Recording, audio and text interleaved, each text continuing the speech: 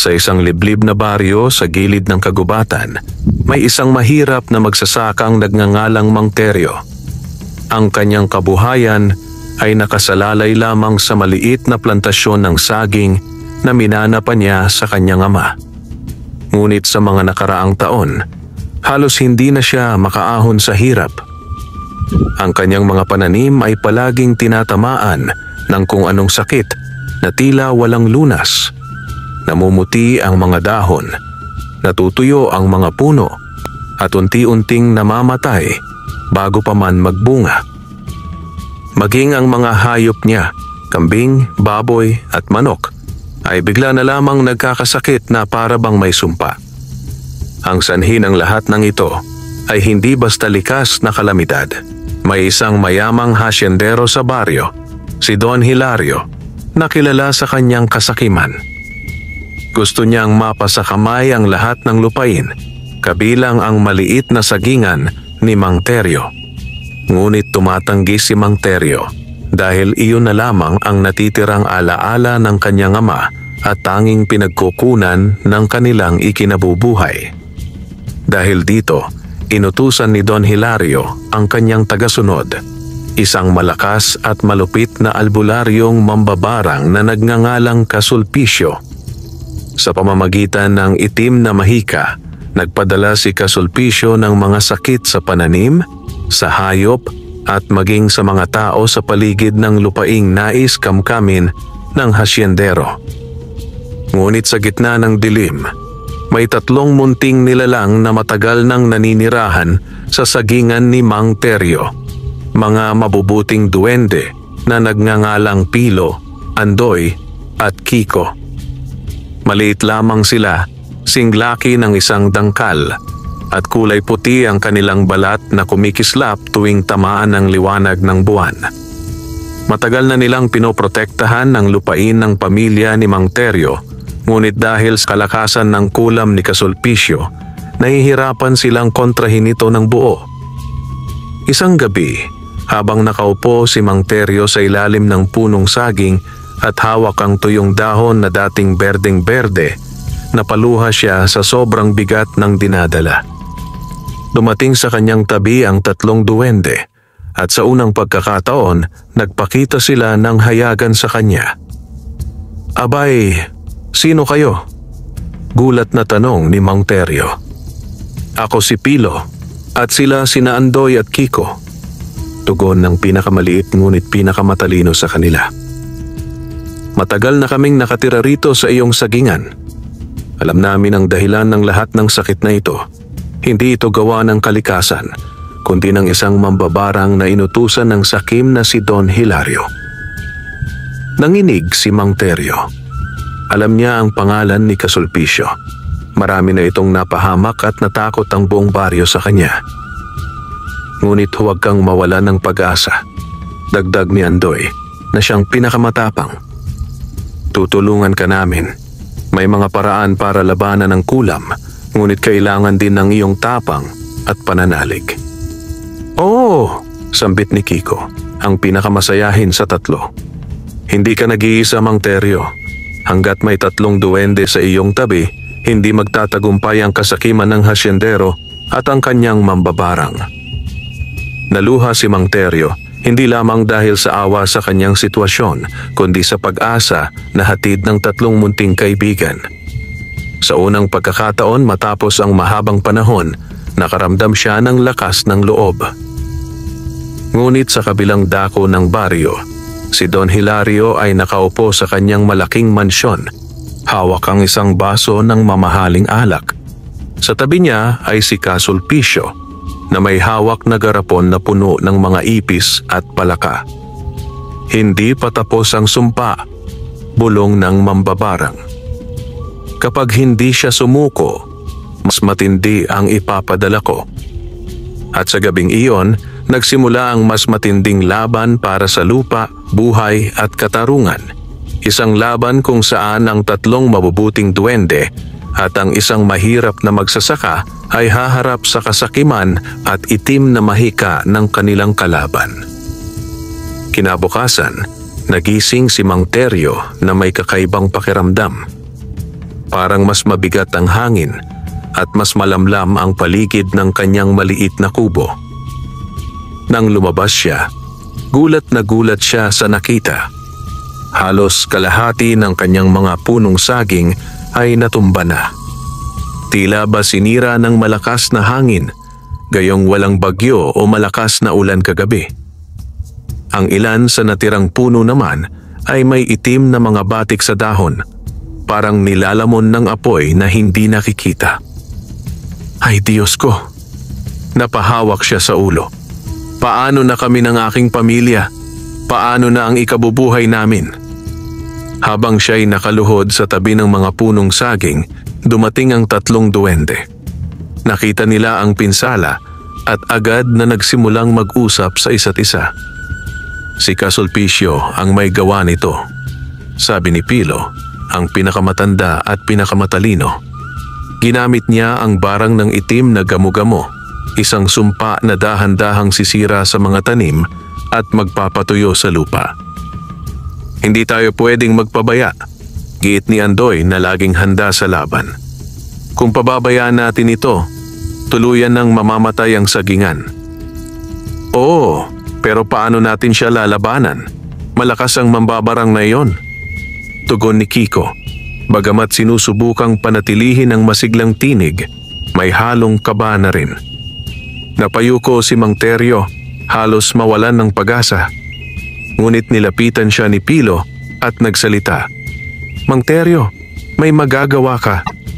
Ngunit kailangan mong magtiwala sa amin at higit sa lahat, sa sarili mong tapang. Sa ilalim ng pinakamatandang puno ng saging, nakabaon ang isang mutya ng lupa na iniwan ng iyong ama. Kung mahuhukay mo iyon at maiaalay sa lupaing ito, maaring mapawi ang sumpa ng mga gamo-gamo. Mutya ng lupa? Tanong ni Mang Teryo. Hindi ko alam na meron yun dito.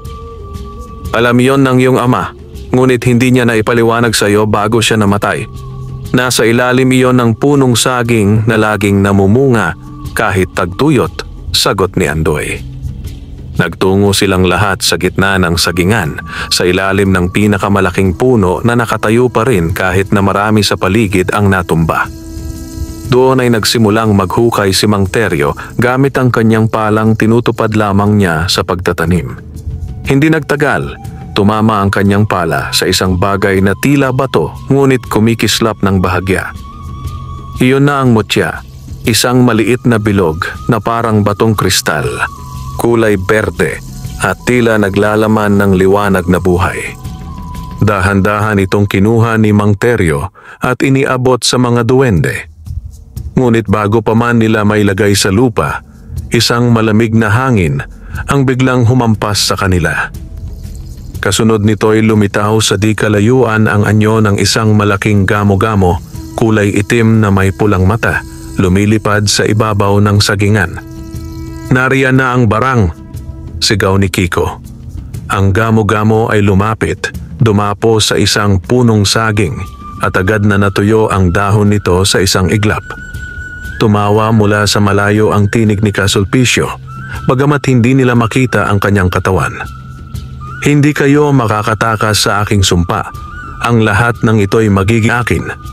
Nanginig si Mang Teryo, ngunit nilapitan siya ni Pilo at hinawakan ang kanyang kamay.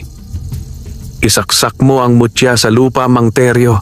Ngayon na, habang may lakas pa ang lupa upang sumipsip ng biyaya. Sa utos na iyon, agad niyang isinaksak ang mutya sa mismong ugat ng punong saging.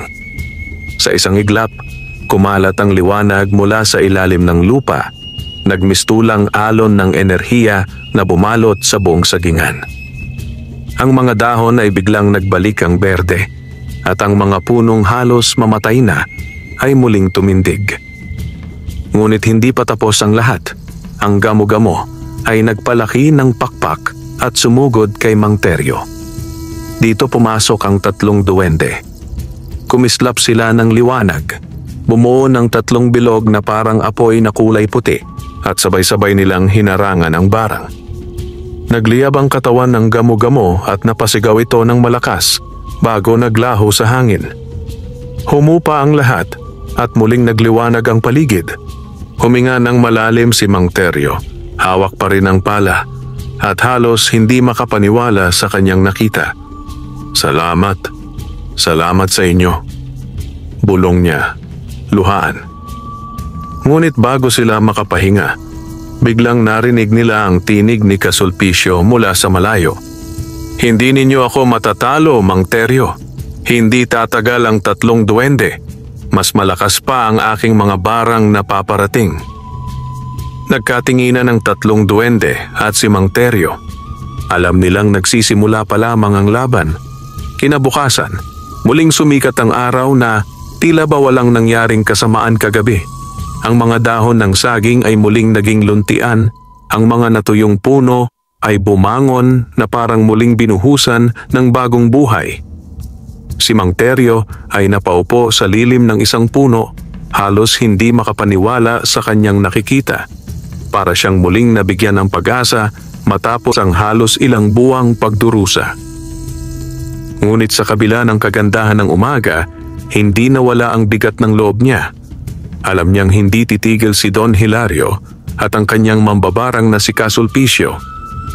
Habang iniisip niya ito, lumitaw ang 3 duwende sa kanyang harapan. Ano na ang gagawin natin? Tanong ni Mang Teryo, halatang kinakabahan. Kung kagabi pa lamang ay ganito nakalakas ang barang, paano pa sa susunod? Si Pilo, ang pinakamatanda at pinakamarunong sa kanila, ay umupo sa ibabaw ng isang tuyong bato at nagsalita. Mang Teryo, hindi pa tapos ang ating laban. Ang mutya ng lupa ay nakatulong upang palakasin muli ang iyong sagingan, ngunit hindi iyon sapat upang lubos na maprotektahan ang iyong lupain. Kailangan natin hanapin ang 3 bantay ng lupa na matagal nang nagtatanggol sa baryo na ito. 3 bantay ng lupa? Nagtatakang tanong ni Mang Teryo. Oo, sagot ni Andoy.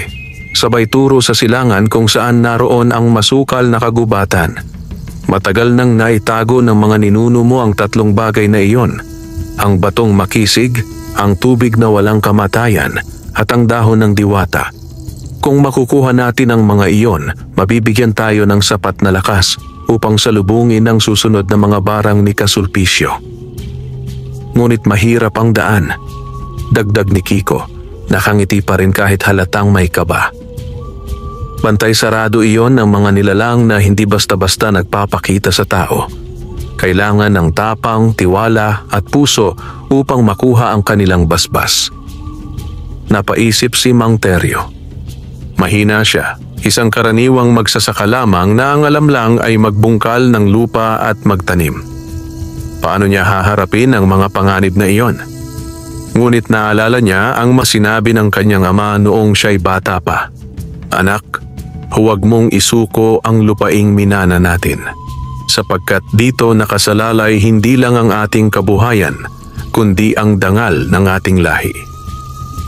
Tumindig si Mang Teryo at huminga ng malalim. Kung iyon lamang ang paraan para mailigtas ang aking sagingan, handa akong sumama. Nakangiti ang 3 duwende. Yan ang inaasahan namin, tugon ni Pilo. Habang sila'y naglalakad patungo sa kagubatan, naramdaman ni Mang Teryo ang kakaibang katahimikan ng paligid. Ang mga ibon na dati maingay ay biglang nanahimik at ang hangin ay tila ba bumibigat. Nang makarating sila sa gilid ng isang maliit na ilog, huminto si Pilo. Narito ang unang bantay, sabi niya. Ang batong makisig ay nakatago sa ilalim ng ilog na ito. Ngunit bantay sarado ito ng isang nilalang na tinatawag na bungis-ngis, isang dambuhala na may kakaibang lakas at malakas tumawa. Ano? Bungis-ngis? Napalunok si Mang Teryo. Paano natin siya matatalo? Wala naman akong armas. Hindi lakas ang kailangan, sagot ni Andoy. Ang kailangan ay katalinuhan. At sa mismong sandaling iyon, lumitaw mula sa kabilang pampang ang isang higanting nilalang na may isang malaking mata at nakangisi ng todo. Iyon na nga ang bungis-ngis. Lumapit ito at umalingaw-ngaw ang kanyang malakas na tawa. Ha ha ha ha! Sino ang mga mangangahas na lalapit sa aking ilog? Sigaw nito. Alam ba ninyong walang makakakuha ng batong nakatago rito hanggat ako ang nakabantay? Nanginig si Mang Teryo, ngunit lumapit si Pilo at bumulong. Mang Teryo, may kahinaan ang bungisngis. Hindi niya kayang pigilan ang pagtawa kahit sa oras ng panganib. Kung magagamit natin iyon, maaari nating maagaw ang bato. Huminga ng malalim si Mang Teryo. Sa unang pagkakataon, kailangan niyang makipagsapalaran hindi bilang magsasaka lamang, kundi bilang tagapagtanggol ng kanilang lupa. Samantala, sa malayo, sa loob ng mansyon ni Don Hilario, nag-uusap ang hasyendero at si Kasulpicio. Nakatingin sila sa isang mangkok na puno ng itim na tubig kung saan nakikita nila ang mga galaw ni Mang Teryo at ng 3 duwende. Hindi sila titigil, sabi ni Don Hilario, mariing pinisilang hawak na tabako. Kung makuha nila ang 3 bantay, mahihirapan tayong kamtin ang lupang iyon. Ngumisi si Kasulpicio, pinakawala ng isang ahas mula sa kanyang palad. Huwag kang mag-alala, Don Hilario. Ang susunod kong barang ay hindi lang sisira sa kanilang pananim, kundi pati sa kanilang kaluluwa. Kapag dumating ang takdang oras, luluhod din si Mang Teryo sa harap mo. At sa gabing iyon, nagsimulang gumapang ang mga sumpa ng mambabarang sa kagubatan, nagbabadya ng mas mabigat na laban para sa magsasaka at sa kanyang 3 kaibigang duwende. Tumindig si Mang Teryo sa tabi ng ilog, nanginginig ang kanyang tuhod habang nakatingin sa dambuhalang nilalang na nakaharang sa kanilang daraanan. Ang bungisngis ay halos kasinlaki ng 2 punong saging, may isang matang singlaki ng palayok, at ang kanyang bibig ay laging nakanganga sa walang humpay na pagtawa. Sa bawat hakbang nito ay yayanig ang lupa, at ang ilog ay tila sumasabay sa kanyang lakas. Ha ha ha ha! Ang tapang nyo ring pumasok dito! Malakas na sigaw ng bungisngis habang kumakalog ang mga dahon sa paligid. Hindi kayo makakakuha ng batong makisig. Lahat ng nagtangkang pumasok dito, ako ang kumain. Napaatras si Mang Teryo. Halos mawalan ng lakas ang kanyang tuhod. Ngunit agad siyang hinawakan ni Andoy sa kamay. Huwag kang bibigay, Mang Teryo. Hindi lakas ang kailangan natin dito, kundi katalinuhan. Lumapit si Pilo at bumulong. May kahinaan ang bungisngis. Hindi niya kayang pigilan ang pagtawa kahit sa oras ng panganib. Kung makakahanap tayo ng paraan upang malansi siya, maaari nating agawin ang bato. Pumwesto ang bungisngis sa gitna ng ilog. Hinahampas-hampas ang tubig gamit ang kanyang higanting kamay. Ha ha ha ha! Ano na, mga munting insekto? Sino ang mauunang magpalamon sa akin? Napasulyap si Kiko kay Mang Teryo at biglang sumigaw. Hoy bungisngis, bakit isa lang ang mata mo? Hindi ba't mas maganda kung 2?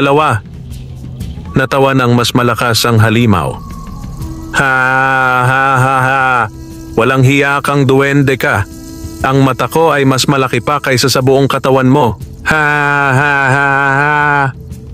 Sa sobrang tawa, napahawak pa ito sa tiyan, nakalimutang bantayan ang kanyang paligid. Sa sandaling iyon, dahan-dahang lumusong si Mang Teryo sa tubig. Malamig ang agos ng ilog at bawat hakbang niya ay may kaba. Ngunit tinuro ni Pilo ang ilalim ng malaking bato sa gitna ng ilog. Doon nakatago ang batong makisig. Kailangan mo lang ito mahugot mula sa ilalim. Huminga ng malalim si Mang Teryo at lumangoy patungo sa bato. Ngunit bago niya pa man mahawakan ang batong kumikislap sa ilalim ng tubig, napansin siya ng bungisngis. Aba, ano yan? Huwag! Sigaw ng halimaw. Mabilis itong lumusong at sa isang iglap ay halos malunod si Mang Teryo sa lakas ng alon na nilikha ng dambuhala. Agad na kumilos ang 3 duwende. Mang Teryo, magtiwala ka sa amin! Sigaw ni Andoy. Kinuha ni Kiko ang kanyang maliit na tambuli, isa tansong pamaypay na may mahika at hinipan ito. Mula sa hangin ay lumabas ang 3 ilusyon ng mga Mang Teryo na sabay-sabay na lumalangoy sa iba't ibang direksyon. Nalito ang bungisngis at napalakas ang tawa nito. Ha ha ha! Sino sa inyo ang tunay? Ha ha ha! Habang naguguluhan ang halimaw, muling sumisid si Mang Teryo at hinawakan ang batong makisig. Sa kanyang pagdampot dito, nagliwanag ang buong ilalim ng ilog na parang sinag ng araw. Naramdaman ng bungis-ngis ang kakaibang lakas mula sa bato at biglang nawala ang kanyang tawa. Hindi! Hindi pwedeng mapasa iyo yan! Iyan ang kapangyarihan ko! Umalingaw-ngaw ang kanyang sigaw at mabilis niyang tinangkang dakmain si Mang Teryo. Ngunit agad na pumuwesto ang 3 duwende sa harapan ng magsasaka. Nagsama-sama silang nagbigay ng liwanag, nagmistulang 3 bituin sa gitna ng kagubatan. Sa ngalan ng lupa, ng hangin at ng tubig, hindi ka magtatagumpay. Sabay-sabay na bulalas ng mga duwende. Tumama ang kanilang liwanag sa bungis-ngis at ang halimaw ay napaatras, nabulag ng matinding liwanag. Hindi ko kayo patatawarin. Ha ha ha ha! Ngunit sa huli, napaatras ito at naglaho na parang usok sa hangin, iniwan ang daan na maluwag para kina Mang Teryo. Hawak-hawak ni Mang Teryo ang batong makisig, isang mala-esmeraldang bato na may ukit ng araw at dahon. Ramdam niya ang init at lakas nito na parabang nagmumula mismo sa kalikasan. Magaling Mang Teryo, wika ni Pilo. Iyan ang unang bantay. Ang batong makisig ay magbibigay sa iyo ng tibay ng lupa at ng lakas na lumaban. 2 pa ang kulang, paalala ni Andoy. Ngunit bawat hakbang natin ay magiging mas mapanganib. Si Kasulpicio ay hindi na magpapabaya. Alam kong nararamdaman niya ang ating mga galaw. Tumingala si Kiko sa kalangitan. Ang mga ulap ay nagsimulang dumilim at isang malamig na hangin ang dumampi sa kanilang balat. Nararamdaman ko na may paparating na mas mabigat na panganib. Sa malayo, sa mansyon ni Don Hilario, muling nagbalik si Kasulpicio sa kanyang altar ng mga insekto at buto. Hawak niya ang isang garapon na puno ng mga alupihan at alakdan. Nakakuha sila ng unang bantay. Bulong niya. Ngunit hindi sila makakaligtas sa susunod na aking ipapadala. Ang sakit ay lalaganap hindi lamang sa lupa, kundi sa kanilang mga laman. At sa gabing iyon, nagsimulang gumapang ang mga insekto palabas ng kanyang garapon, diretsong patungo sa baryo ni Mang Teryo. Mabilis na kumalat sa baryo ang sumpa ni Kasulpicio. Habang si Mang Teryo at ang 3 duwende ay nagpapahinga matapos makuha ang batong makisig, biglang nagkagulo ang mga tao sa paligid. Ang mga manok ay isa-isang bumagsak na tila sinakal ng hangin. Ang mga baboy ay nagngangalit na parang sinasapian at maging ang ilang bata sa baryo ay biglang nagkasakit, nilalagnat at hindi makakilos. Nagulat si Mang Teryo nang makita ang kanyang anak na si Lando, isang batang 10 taong gulang na halos hindi makahinga. Niyakap niya ito, nanginginig ang kanyang katawan. Lando, anak, anong nangyayari sa iyo? Dumating ang 3 duwende at mabilis na ineksamin ang bata. Ito ang barang ni Kasulpicio, sabi ni Pilo. Ginamit niya ang mga alupihan at alakdan upang lasunin ang dugo ng mga tao at hayop. Hindi natin sila kayang gamutin gamit ang karaniwang paraan, dagdag ni Andoy. Kailangan natin ng tubig na walang kamatayan. Iyon lamang ang makapaglilinis ng lason at makapagbibigay ng panibagong lakas. Nasaan iyon? Tanong ni Mang Teryo, halos lumuha sa takot para sa anak. Ito'y nakatago sa gitna ng kagubatan, sa ilalim ng isang talon na binabantayan ng isang nilalang na tinatawag na tikbalang. Sagot ni Kiko. Mahirap siyang dayain sapagkat siya'y tuso at malakas. Ngunit kung makukuha natin ang tubig na iyon, maliligtas ang lahat. Nagmadali silang tumungo sa pusod ng kagubatan. Ang landas ay madilim at puno ng tinik at makakapal na ugat. Habang sila'y naglalakad, naririnig nila ang mga kaluskos at tila mga yabag ng kabayo. Ang hangin ay lumamig at ang paligid ay tila umiikot. "Mag-ingat ka, Mang Teryo," paalala ni Pilo. "Ito ang lugar ng tikbalang. Maaari nitong lituhin ang iyong isip. Ipadama sa iyo na paulit-ulit ka lang naglalakad kahit hindi ka nakakaalis." At hindi nga nagtagal, napansin ni Mang Teryo na ang parehong puno ng balete ay muli at muling lumilitaw sa kanilang harapan. "Parang paulit-ulit ang daan. Bakit ganito?" "Nililin lang tayo," sagot ni Andoy, sabay bunot ng isang maliit na butil ng asin mula sa kanyang supot. "Mang Teryo, ikalat mo ito sa iyong dinaraanan. Ang asin ay hindi malilinlang ng engkanto." Ginawa nga yon ni Mang Teryo at sa wakas ay nakarating sila sa isang malawak na talon. Ang tubig ay bumabagsak mula sa mataas na bato at sa ibaba ay may isang malinaw na lawa na kumikislap na parang salamin. Ngunit bago pa sila makalapit, isang malakas na tinig ang umalingaw-ngaw. "Walang sino man ang makakainom ng tubig na ito nang walang pahintulot ko." Mula sa likod ng talon ay lumabas ang isang tikbalang. Matangkad, may ulo ng kabayo at katawan ng tao na may mahahabang paa at kamay.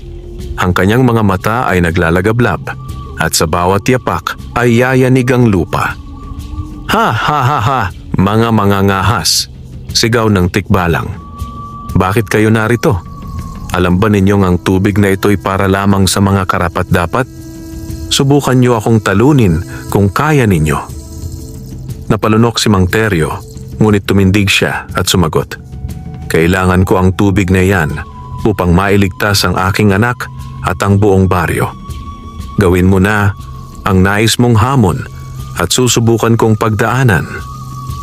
Ngumisi ang tikbalang, sabay hampas ng kanyang paa sa lupa. "Kung gayon, 3 hamon ang ipapapasan ko sa iyo. Una, lalabanan mo ang takot sa iyong isip. Ikalawa, patutunayan mong malakas ang iyong puso. At ikatlo, dapat kang maging matapat sapagkat ang tubig na ito ay hindi ibinibigay sa sinungaling." Unang hamon, ang takot. Biglang nagdilim ang paligid at nakakita si Mang Teryo ng mga anino ng mga halimaw, malalaking ahas, mga aswang at maging si Kasulpisyo na nakatayo sa harapan niya. Ang kanyang buong katawan ay nanginig. "Mang Teryo, hindi sila totoo," sigaw ni Pilo. "Yan ay ilusyon lamang ng tikbalang. Kung tatakbo ka, matatalo ka." Napapikit si Mang Teryo, huminga ng malalim at naalala ang mukha ng kanyang anak. "Para kay Lando," bulong niya sabay sigaw. "Hindi ako susuko." At sa iglap, naglaho ang lahat ng anino. Ikalawang hamon, ang puso. Sumulpot ang isang malaking bato na kasing laki ng bahay. "Kung tunay kang may lakas ng loob, buhatin mo ito," utos ng tikbalang. Napaluhod si Mang Teryo. Alam niyang hindi niya iyon kaya, ngunit agad na sumama ang 3 duwende. "Hindi ka nag-iisa," sabay-sabay nilang sinabi. Sabay-sabay nilang itinulak ang bato. Sa bawat pagigik ni Mang Teryo, tila may dumadaloy na kakaibang lakas mula sa batong makisig na nakasabit sa kanyang baywang. At sa huli, gumalaw ang bato at tuluyang naitulak sa gilid ng bangin. Ikatlong hamon, katapatan.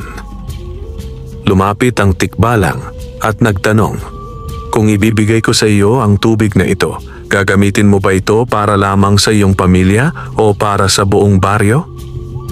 Napaisip si Mang Teryo, hawak ang kanyang dibdib.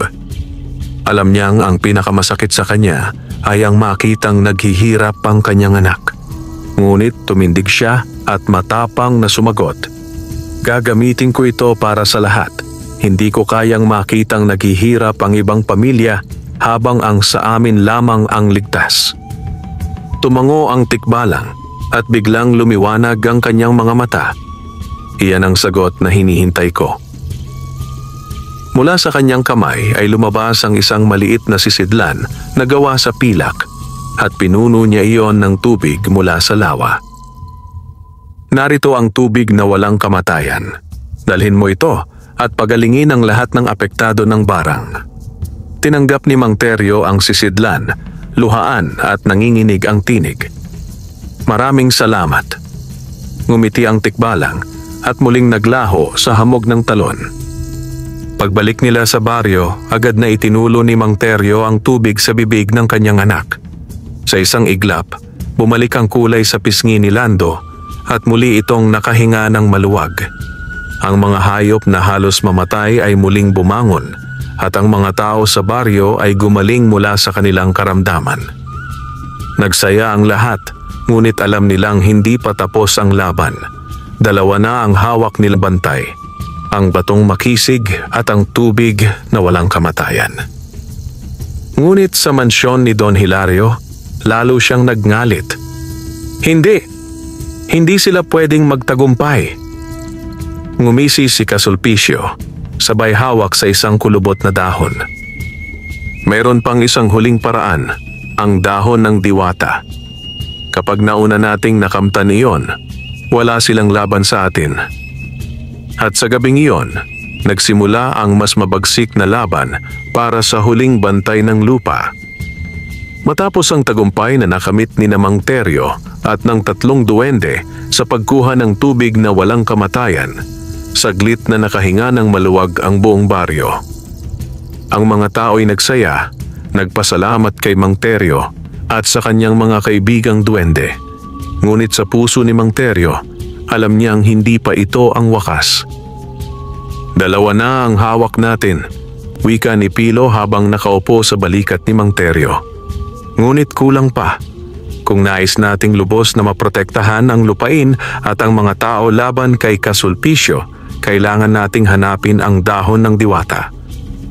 Nasaan naman iyon? Tanong ni Mang Teryo, bagamat bakas sa tinig niya ang pagod at kaba. Ito ang pinakamahirap na bantay, sagot ni Andoy. Ang dahon ng diwata ay nasa pinakamataas na bahagi ng kagubatan, sa tuktok ng bundok na tinatawag na Kamatayan. Binabantayan ito ng isang matandang engkantadang si Aling Salome, kilala bilang tagapangalaga ng mga diwata. Ngunit mag-ingat tayo, dagdag ni Kiko, dahil hindi lamang siya ang kalaban. Sa oras na maramdaman ni Kasulpicio ang paglapit natin sa dahon ng diwata, tiyak na gagawa siya ng lahat para maagaw ito. Baka nga nauna na siyang magpadala ng kanyang mga alagad. Samantala, sa loob ng malaki at marangyang mansyon ni Don Hilario, nag-uusap sila ni Kasulpicio. Sa gitna ng silid ay may altar na puno ng mga bote ng dugo, buto ng hayop at mga kulubot na dahon. Dalawa na ang hawak nila. Galit na wika ni Don Hilario habang sinisindihan ang kanyang tabako. Kung makuha nila ang ikatlo, tuluyang mawawala sa akin ang pagkakataong mapasakamay ang lupa ni Teryo. Ngumisi si Kasulpicio, hawak ang isang maliit na babasaging sisidlan na may laman na itim na alikabok. Huwag kang mag-alala, Don Hilario. Kapag sinimulan nila ang pag-akyat sa bundok Kamatayan, isusugo ko ang mga itim na kalapati. Mga nilalang na ako mismo ang lumikha mula sa bangkay ng mga ibon at apoy ng impyerno. Ang kanilang mga pakpak ay magdadala ng sakit at ang kanilang mga tukay magpapahina ng sino mang tatamaan. Nais ko lamang na ang lupain ni Teryo ay mapasakin, sabat ni Don Hilario. Kahit mawala ang buong baryo, wala akong pakialam. Nagkatawanan sila at sa labas ng kanilang silid ay dumapo ang unang mga kalapating kulay uling, may pulang mata at tila umaaso ang pakpak. Kinabukasan, nagsimula nang maglakad sina Mang Teryo at ang 3 duwende patungo sa bundok. Habang papalapit sila, ramdam nila ang bigat ng hangin. Ang mga puno'y natutuyo at ang lupa ay tila ba binabalot ng sumpa. Malakas ang kapangyarihan dito, wika ni Pilo. Ibig sabihin, malapit na tayo. Ngunit hindi pa man sila nakakaakyat sa kalahati ng bundok, biglang umalingaw-ngaw ang malakas na pagaspas ng pakpak. Lumitaw ang mga itim na kalapati ni Kasulpicio, daan-daan, lumilipad sa ibabaw nila. Maganda kayo! Sigaw ni Andoy, sabay hawak ng kanyang maliit na sibat na yari sa liwanag. Isa-isang sumugod ang mga ibon, ang kanilang mga tukay parang bakal at ang mga pakpak ay may daladalang itim na alikabok. Kapag naabot ng alikabok ang balat ng tao, nagiging mabigat ang katawan at halos mawalan ng lakas. Tinakpan ni Mang Teryo ang kanyang bibig at ilong gamit ang basang tela mula sa sapa, ngunit ramdam niya pa rin ang kahirapan sa paghinga. Mang Teryo, gamitin mo ang batong makisig, sigaw ni Kiko. Itinaas ni Mang Teryo ang batong makisig at mula rito'y kumalat ang liwanag na berde. Ang ilang kalapati ay agad na nadarang, ngunit marami pa rin ang dumadapo. Maging ang kanyang balat ay nagkaroon ng hapdi dahil sa mga sugat ng tuka. Sa gitna ng laban, biglang naalala ni Pilo ang isang lumang kasabihan ng kanilang lahi. Ang dahon ng diwata ay hindi para sa marahas, kundi para sa may pusong payapa. Hintay, hindi natin sila matatalo sa lakas, sigaw ni Pilo. Mang Teryo, kumanta ka ng awit ng iyong ama, ang awit ng pagtatanim. Nagulat si Mang Teryo, ngunit agad niyang naalala ang kantang madalas awitin ng kanyang ama habang nagtatanim sa sagingan. Isang payak na himig tungkol sa pag-aani, pasasalamat at pag-asa. Sa kanyang pagkanta, biglang huminto ang hangin. Ang mga ibon ay unti-unting bumagal ang paglipad at ang kanilang mga matay nagbago ng kulay. Mula pula naging malinaw. Isa-isa silang bumagsak sa lupa, naging mga normal na ibon muli, malaya sa sumpa ni Kasulpisyo. Napaiyak si Mang Teryo. Hindi niya inasahan na ang simpleng awit ng kanyang ama ang magiging susi upang mapalayas ang mga kalapating sumpa. Matapos ang laban, nakarating sila sa tuktok ng bundok.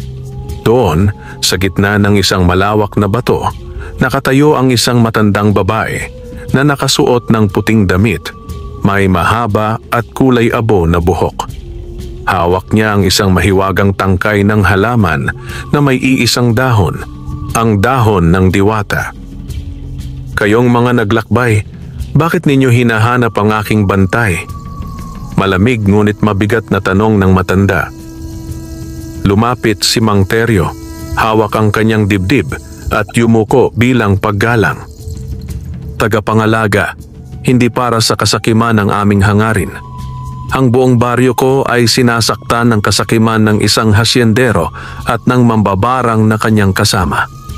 Kailangan ko ang dahon ng diwata upang ipagtanggol ang aking pamilya at ang aking mga kababaryo. Tahimik na tumingin ang matanda sa kanya.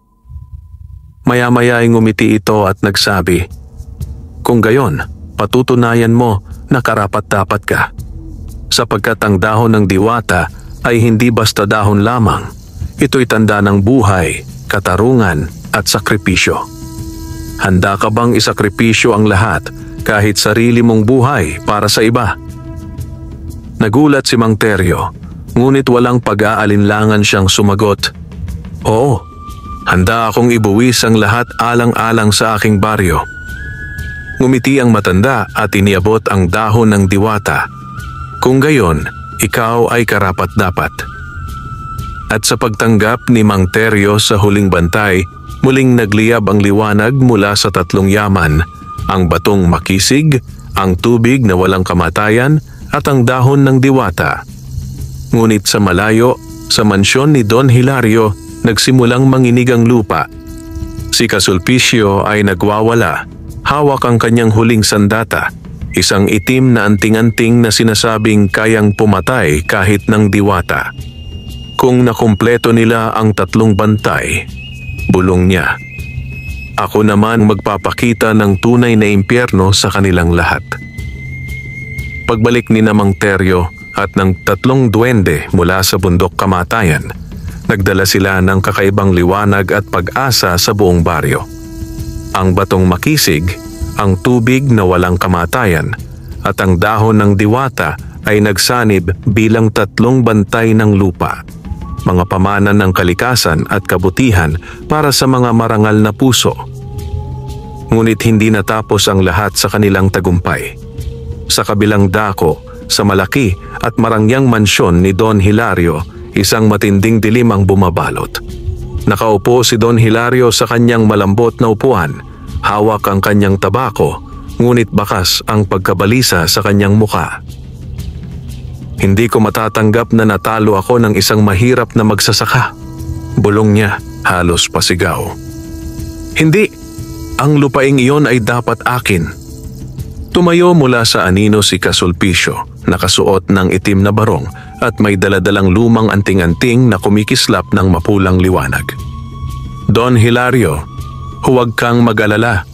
May isa pa akong huling sandata, ang Haring Barang. Napakunot ang noo ni Don Hilario. Haring Barang? Ano yon? Ngumisi ng malupit si Kasulpicio. Ito ang pinagsamang lakas ng lahat ng barang na nakalap ko sa buong buhay ko. Sa oras na ipatawag ko siya, lahat ng tanim, hayop at tao sa baryo ay luluhod sa sakit at ang mismong lupa ay magiging abo. Kinabukasan, habang nagbabalik si Mang Teryo sa kanyang sagingan, biglang bumigat ang hangin. Ang mga puno ay nagumpisang mangitim, ang mga dahon ay nalalagas kahit wala pang hangin at ang mga ibon ay naglaho sa kalangitan. Lumapit si Pilo, halatang nag-aalala. Mang Teryo, nagsimula na. Ipinatawag na ni Kasulpicio ang Haring Barang. Nagulat si Mang Teryo. Ano ba ang Haring Barang? Sumagot si Andoy, matalimang titig. Ito ang pinakamalakas na barang. Isang halimaw na bunga ng lahat ng itim na mahika. Isa itong dambuhalang nilalang na binubuo ng mga insekto, alupihan, alakdan, gagamba at gamo-gamo. Isa itong nilalang na kayang lumamon ng buong lupa. Napalunok si Mang Teryo. Hawak ang kanyang dibdib. Ngunit agad na sumabat si Kiko, sinusubukang mag-aani ng sitwasyon. Pero hindi sila makakalamang kung buo ang ating tatlong bantay. Ang tanong ay, handa ka na ba, Mang Teryo? Biglang umingay ang lupa, isang ugong na parang lindol. Mula sa pusod ng kagubatan, lumitaw ang isang dambuhalang nilalang na gawa sa mga gumagapang na insekto. Ang katawan nito ay kasing laki ng isang bahay. Ang mga matay pulang nagliliyab at ang bawat galaw ay nagdadala ng nakakatulig na ugong. Ito ang inyong wakas, sigaw ni Kasulpicio mula sa likuran ng halimaw. Wala kayong laban sa aking Haring Barang. Nagsimulang umatake ang halimaw at bawat hakbang nito ay nagiging abo ang damo. Ang mga tao sa baryo ay nagsitakbuhan habang si Mang Teryo ay tumindig, hawak ang tatlong bantay. Mang Teryo, sigaw ni Pilo. Itaas mo ang batong makisig. Ginawa niya iyon at biglang lumabas ang liwanag na berde mula sa bato. Nagugat ang enerhiya nito sa lupa at muling nabuhay ang mga punong halos mamatay na. Andoy, sigaw ng duwende. Gamitin ang tubig na walang kamatayan. Mabilis na itinapon ni Andoy ang ilang patak ng mahiwagang tubig sa lupa. Sa iglap, ang hangin ay luminis at ang mga taong naapektuhan ng laso ng barang ay nakahinga muli. Kiko, sigaw ni Pilo, ihanda ang dahon ng diwata. Itinaas ni Kiko ang dahon at mula rito ay lumabas ang liwanag na kulay ginto na bumalot kay Mang Teryo. Sa sandaling iyon, nakaramdam si Mang Teryo ng lakas na hindi niya pa naramdaman sa buong buhay niya, para bang siya ay naging isang mandirigma ng kalikasan. Sumugod ang Haring Barang. Ibinato ang kanyang higanting mga galamay na gawa sa mga alakdan. Agad na iniharang ni Mang Teryo ang dahon ng diwata at nagliyab ito ng liwanag. Sa bawat hampas ng halimaw, nasusunog ang mga insekto at nagiging abo. Ngunit hindi iyon sapat. Muling bumuo ng bagong katawan ng Haring Barang, mas malaki at mas mabangis. Maging ang lupa ay kumikirot sa bigat ng kanyang presensya. Hindi ninyo ako matatalo, sigaw ni Kasulpicio Ang kanyang tinig ay puno ng kayabangan. Ako ang tunay na hari ng baryo na ito. Ngunit tumindig si Mang Teryo at sumigaw. Hindi ka hari, Sulpicio. Isa kang halimaw na nabubuhay sa kasakiman ng mayayaman at hindi ka kailanman magtatagumpay laban sa isang pusong handang magsakripisyo para sa lahat. Sa sandaling iyon, nagsanib ang 3 bantay. Ang batong makisig ay nagbigay ng lakas sa lupa, ang tubig na walang kamatayan ay dumaloy sa hangin at ang dahon ng diwata ay nagningning ng gintong liwanag. Mula sa mga ito ay nabuo ang isang malaking haligi ng liwanag na bumalot sa buong baryo. Sa ilalim ng liwanag, ang mga tao sa baryo ay nagising mula sa takot. Isa-isa silang lumabas, bitbit ang kanilang mga simpleng gamit, bolo, araro at mga pangbungkal. Sa hudyat ni Mang Teryo, nagsama-sama sila. "Hindi ako nag-iisa!" sigaw ni Mang Teryo. "Ang baryo ay lalaban." Nagkaisa ang lahat. Habang binabalot ng liwanag ng 3 bantay ang baryo, sabay-sabay nilang hinarap ang halimaw. Ang mga duwende nasa balikat ni Mang Teryo, nagbibigay ng lakas at gabay. At sa unang pagkakataon, ang buong baryo ay nagkaisa laban sa kasakiman at kasamaan. Ngunit ang laban ay hindi pa tapos dahil si Sulpicio ay hawak pa rin ang kanyang itim na anting-anting at isang mas madilim na kapangyarihan ang kanyang binubuo. Habang nagkakaisa ang buong baryo laban sa Haring Barang, hindi pa rin sumusuko si Sulpicio. Nakadikit sa kanyang dibdib ang itim na anting-anting. Isang malabatong kristal na kulay dugo at mula rito'y kumakalat ang malausok na itim na enerhiya. Ang kanyang mga matay naglalagablab at ang kanyang tinig ay umalingaw-ngaw sa buong kagubatan. "Walang silbi ang inyong liwanag," sigaw niya. "Habang nasa akin ang anting-anting na ito, kahit ang 3 bantay ng lupa ay walang kapangyarihan laban sa akin." Sa sandaling iyon, biglang nanginig ang lupa. Ang Haring Barang, kahit panadarang ng liwanag ng 3 bantay, ay muling bumuo ng katawan mula sa mga gumagapang na insekto. Sa bawat utos ni Sulpicio, ang halimaw ay nagiging mas malakas, mas mabagsik at halos hindi na natitinag ng liwanag. Nakita ni Mang Teryo kung paanong nagsisimulang manlumo ang mga tao sa baryo. Ang ilan ay muli na namang natatakot, ang kanilang mga sandata ay bumabagsak sa lupa. Kahit siya mismo ay nakaramdam ng bigat sa kanyang katawan, para bang hinihigop ng anting-anting ni Sulpicio ang kanilang lakas. "Hindi ko na kaya," bulong ni Mang Teryo, nanginginig ang tuhod. Masyado siyang malakas. Ngunit agad siyang nilapitan ni Pilo. "Mang Teryo, huwag mong kalilimutan, ang 3 bantay ay hindi lamang mga gamit. Hindi sila basta bato, tubig at dahon. Ang kanilang tunay na kapangyarihan ay nagmumula sa tapang at puso ng tao. Kapag sumuko ka, mawawala ang kanilang lakas." Niyakap siya ng kanyang anak na si Lando, na ngayoy malakas na muli dahil sa tubig na walang kamatayan. "Tatay, huwag kang susuko. Para sa amin, para sa baryo. Kaya mo yan." Naluha si Mang Teryo. Sa kanyang puso, unti-unting nag-apoy ang damdamin. Itinaas ni Sulpicio ang itim na anting-anting at mula rito'y lumabas ang mga aninong hugis tao, mga espiritong alipin na umiiyak ng dugo. Sila'y sumugod kay Mang Teryo at sa mga tao ng baryo, dala-dala ang bigat ng takot at sakit. "Ha ha ha ha!" sigaw ni Sulpicio. "Tignan nyo, ang mismong kaluluwa ng inyong mga ninuno ay nasa aking kamay." Ngunit bago pa lumapit ang mga anino, sabay-sabay na nagliyab ang 3 bantay. Mula sa batong makisig ay sumibol ang mga ugat ng lupa na yumakap sa baryo at nagbigay ng proteksyon. Mula sa tubig na walang kamatayan ay bumalot ang malamig na hamog na naglinis sa hangin. At mula sa dahon ng diwata ay kumalat ang gintong liwanag na tumama sa mga anino. Isa-isang naglaho ang mga espiritong alipin at ang sigaw nila'y napalitan ng tinig ng kalayaan. Ngayon, si Mang Teryo at si Kasulpicio na lamang ang nakatayo sa gitna ng sagingan habang nakatingin ang buong baryo. Ang tatlong duwende ay nasa tabi ni Mang Teryo at sa kabilang dako, nakasandal si Don Hilario sa kanyang karwahe, pinagmamasdan ang lahat. Isang magsasaka laban sa isang mambabarang, sigaw ni Kasulpicio. Hindi ka mananalo, Teryo. Ako ang kinatatakutan ng lahat at wala kang puwang laban sa akin. Ngunit tumindig si Mang Teryo, hawak ang tatlong bantay at sumagot ng buong tapang. Hindi ko kailanman piniling lumaban.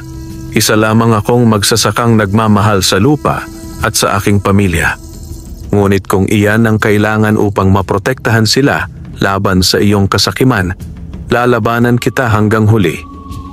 Sumugod si Kasulpicio, dala ang kanyang itim na anting-anting na kumikislap ng dugo. Sumalubong si Mang Teryo, hawak ang liwanag ng tatlong bantay. Sa kanilang banggaan, nagliyab ang buong sagingan. Ang gabi ay tila naging araw at ang lupa'y umuga na parang may lindol. Sa gitna ng laban, napansin ni Don Hilario na unti-unting natatalo si Kasulpicio. Sa halip na tumulong, siya'y napahawak sa kanyang dibdib na karamdam ng matinding kaba. Ang kanyang mga mata ay tumingin sa lupaing nais niyang kamkamin, ngunit imbes na makita ang kayamanan, nasilayan niya ang mga taong nagtutulungan at nagkakaisa. Bakit hindi ko sila matalo? Bulong niya, halos mabaliw. Ako ang may kayamanan. Ako ang makapangyarihan. Ngunit sa loob ng kanyang puso ay nagsimulang mabasag ang kasakiman. Sa halip na lakas, naramdaman niya ang kawalan.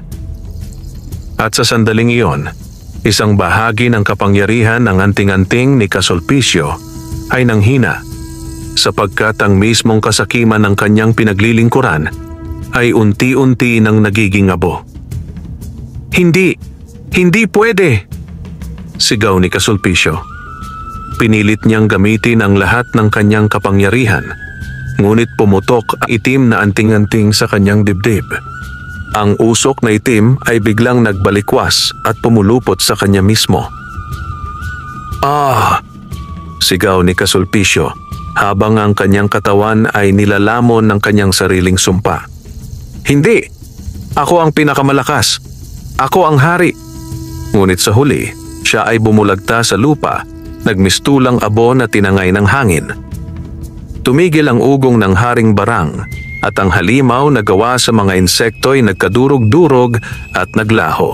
Ang katahimikan ay bumalot sa baryo.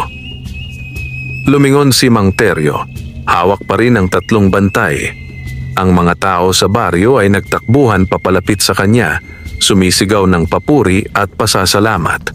Niyakap siya ng kanyang anak at ang tatlong duwende ay nagkislapan ng liwanag bilang tanda ng tagumpay. Ngunit habang ang lahat ay nagdiriwang, si Don Hilario ay nakatayo pa rin sa kanyang karwahe, nanginginig at puno ng takot. Hindi pa tapos ito, bulong niya. Hindi ko hahayaan na mawala ang lahat ng kayamanang dapat ay sa akin. At sa kanyang mga matay muling sumiklab ang kasakiman, handang gumawa ng mas masahol pang plano.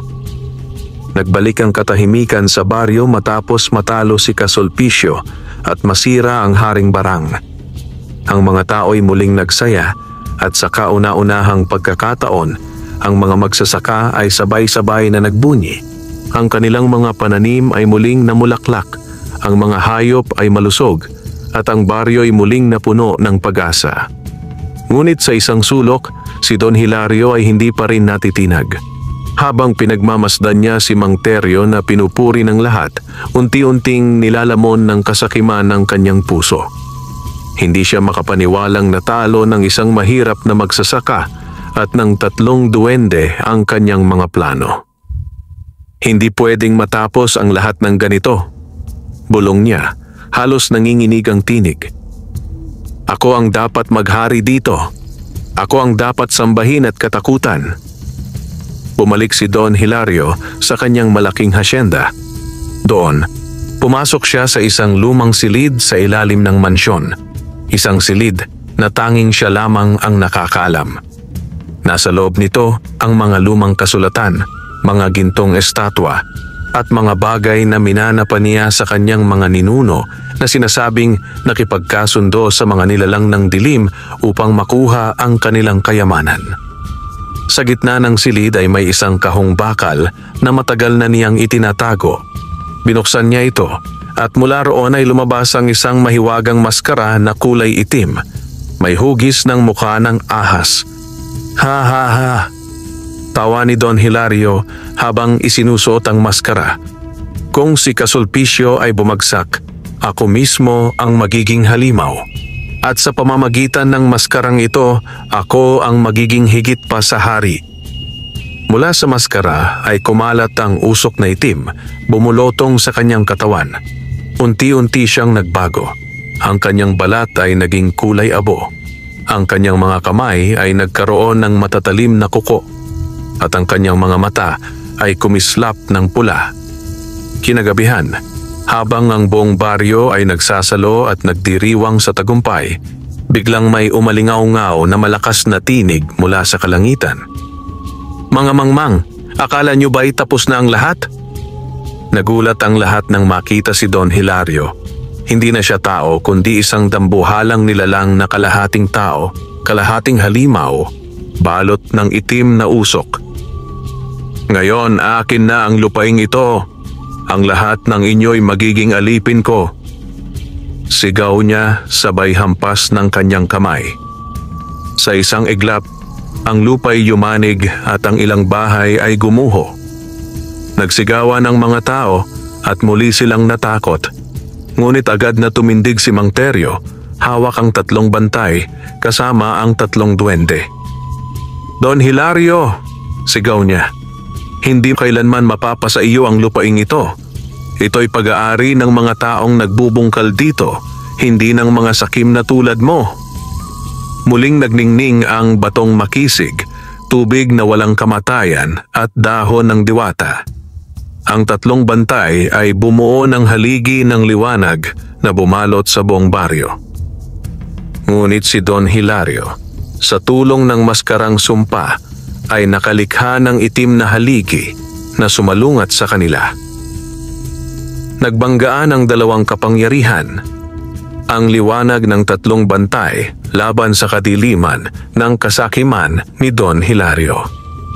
Ang hangin ay nagngangalit, ang lupa'y bumuka at ang kalangitan ay nagdilim na tila ba dumating ang katapusan ng mundo. Mang Teryo, sigaw ni Andoy. Hindi sapat ang lakas ng 3 bantay kung mag-isa ka lang. Kailangan ng tulong ng lahat ng tao sa baryo. Tumindig si Mang Teryo at sumigaw sa kanyang mga kababaryo. Mga kababayan, ang lupaing ito'y atin. Hindi natin kailanman ipapaubaya sa mga sakim. Sabay-sabay tayong lumaban. Isa-isa, ang mga tao'y lumapit at nakipag-ugnayan kay Mang Teryo. Ang kanilang mga puso'y nagliyab ng tapang at pagmamahal sa kanilang lupa. Ang mga duwende nagkislapan ng mas maliwanag at ang 3 bantay ay lalo pang nagningning. Mula sa pagkakaisa ng buong baryo, isang higanting liwanag ang bumalot sa lahat. Hindi pwedeng matalo ako ng mga mahihirap na tulad ninyo. Sigaw ni Don Hilario habang ang kanyang maskaray nagbitak-bitak. Ako ang may kayamanan, ako ang makapangyarihan. Ngunit sumagot si Mang Teryo, hawak ang 3 bantay na parang espada ng liwanag. Hindi kayamanan o kapangyarihan ang tunay na lakas, Don Hilario.